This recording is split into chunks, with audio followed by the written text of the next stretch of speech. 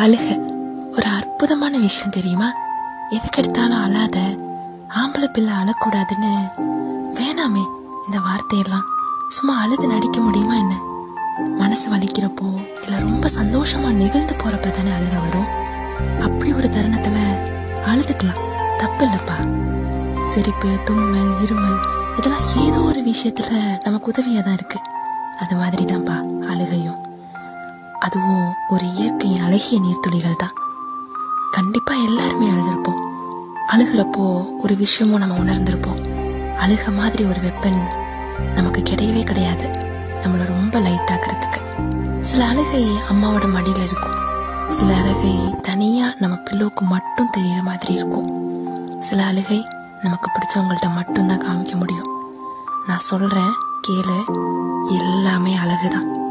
அழுது முடிச்சப்புறம் திரும்ப நிக்கிறோம் பாரு,